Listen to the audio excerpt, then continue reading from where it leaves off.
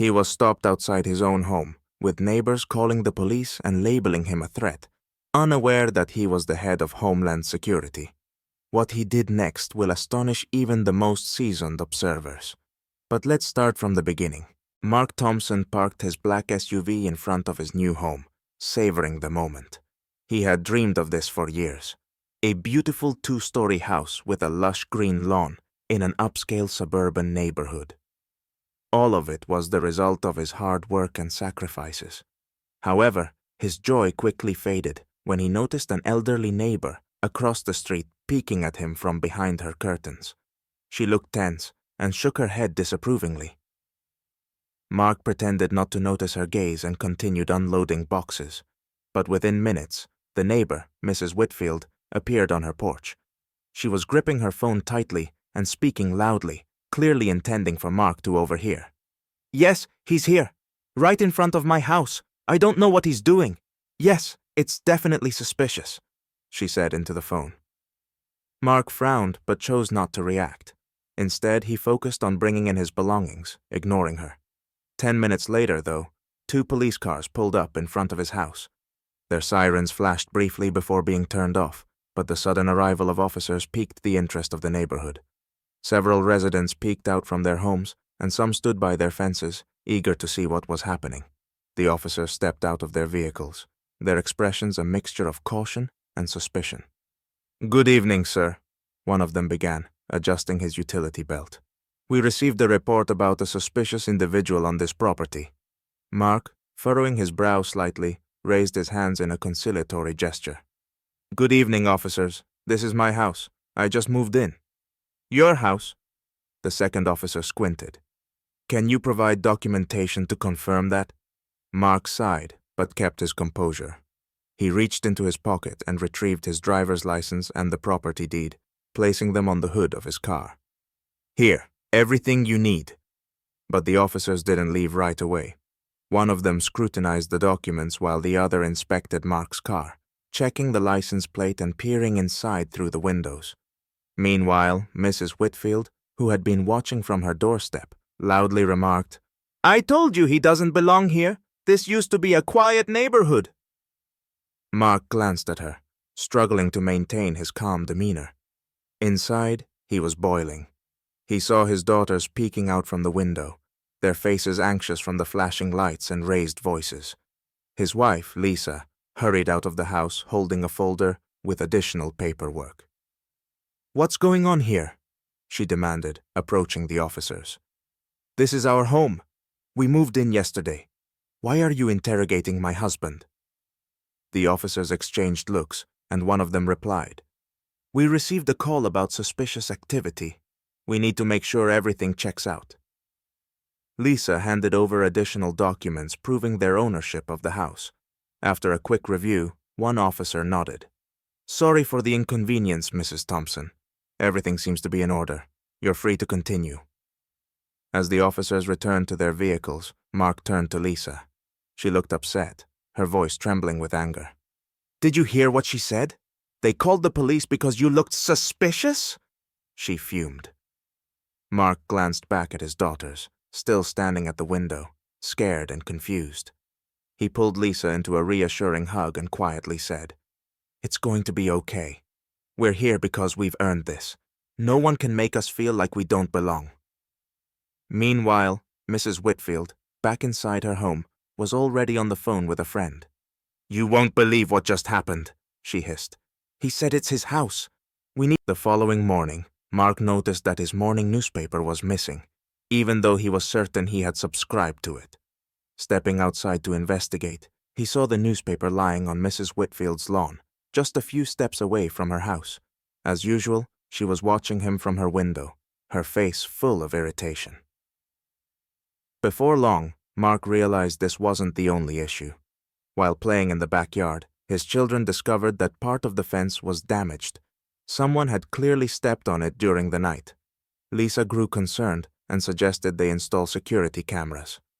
"This is no longer just suspicion, it's outright hostility," she remarked. A few days later, Mark and Lisa attended a neighborhood meeting they had been invited to. Officially, it was organized under the pretense of enhancing community safety. However, as soon as the Thompsons entered the room, the discussion quickly shifted to the topic of undesirable elements. "We need to be vigilant about new neighbors," Mrs. Whitfield began, addressing the crowd. "Some people just don't understand our values." A few neighbors nodded in agreement, but a young woman named Julia, sitting in the corner, raised her hand. "Excuse me, but are you talking about the Thompsons? You don't even know them."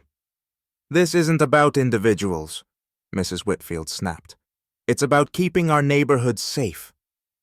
Mark stood up. His tall stature and steady voice silenced the room. "My family and I moved here because this is a wonderful neighborhood. We value safety and order just as much as you do. But it seems safety here is measured by something else entirely." The room stirred uncomfortably, and someone muttered, "This isn't about race. Don't make it dramatic." "Oh, really?" Mark asked, his tone sharp yet composed. "Then why do I have to explain to the police that this is my home? Why does my family feel like outsiders here?" The room fell silent, but Mrs. Whitfield wasn't ready to back down. "We just want to make sure our values are respected." "Your values?" Lisa interjected, unable to hold back. "Respect and tolerance are values too." With that, Lisa took Mark's hand and they left the meeting. Even outside, they could hear the whispers, accusations, and heated discussions continuing behind them. When they returned home, Mark went straight to his office and began drafting a formal letter to the neighborhood association. "We can't stay silent," he told Lisa firmly. "If they don't want us here, we'll remind them that this is our home and we have every right to be here." That night marked a turning point. Since one evening, Mark was driving home after a late work call when he noticed the flashing lights of a police car parked outside his house. Lisa met him at the door, her face tense and anxious. "They came again," she whispered. "Mrs. Whitfield called the police, claiming we were having a loud party.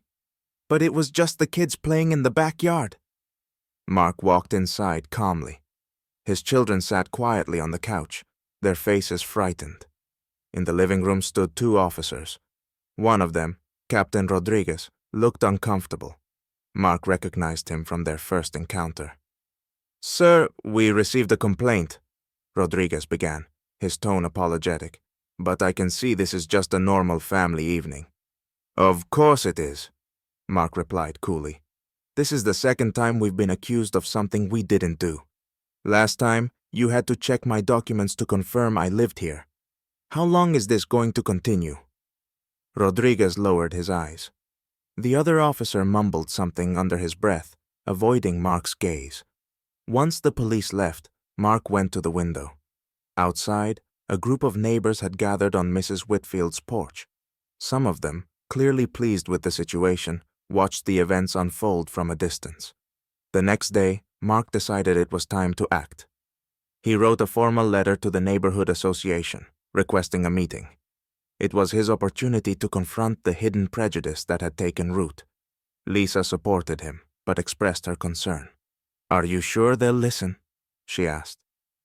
"If they don't, at least they'll know we won't stay silent," Mark replied firmly.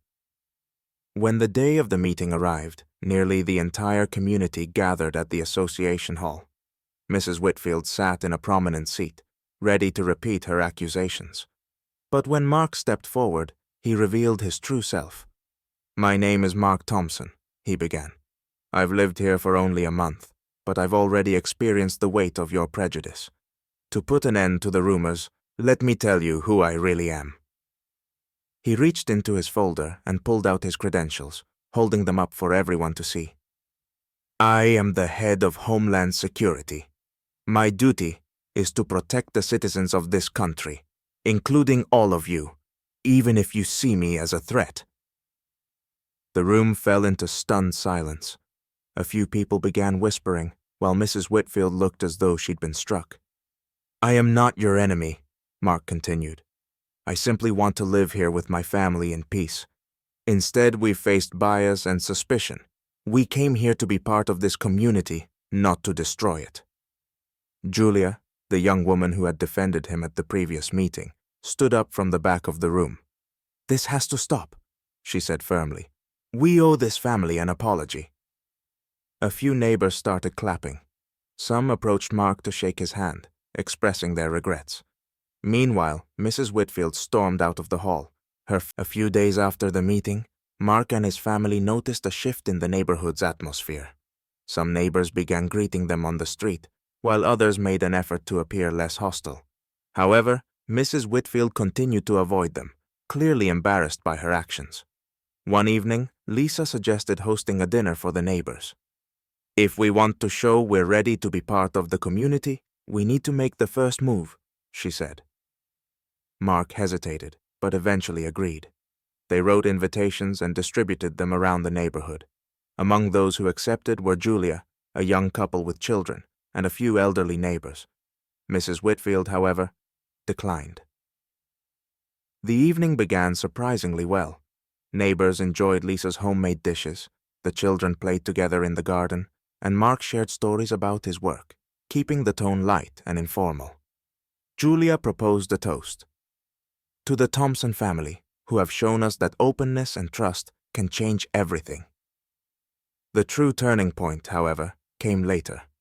After most of the guests had left, Mrs. Whitfield unexpectedly appeared at their door, holding a plate with a pie. "May I come in?" she asked awkwardly. Mark invited her into the kitchen, where Lisa was clearing the table. Mrs. Whitfield looked uneasy. I wanted to apologize," she began. "I shouldn't have judged you like that. I was used to something different. All of this newness scared me." Lisa nodded, her voice gentle. "It's never too late to understand one another." Mark stepped closer, his tone calm but firm. "We're here to live peacefully, Mrs. Whitfield. I hope you'll come to see that." The woman nodded, her face flushed with emotion. "Thank you for your understanding," she said before leaving. After she left, Lisa smiled at Mark. "Do you think this means anything?"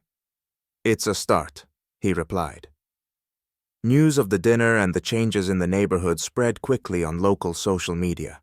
A video of Mark's speech at the meeting gained traction, sparking conversations about prejudice and racial stereotypes. Neighbors began engaging more actively with one another, discussing ways to make the community truly inclusive and welcoming. Mark and Lisa knew there was still much work to do, but they also realized an important truth. Through dialogue and understanding, even the most deeply rooted walls of prejudice can be broken down.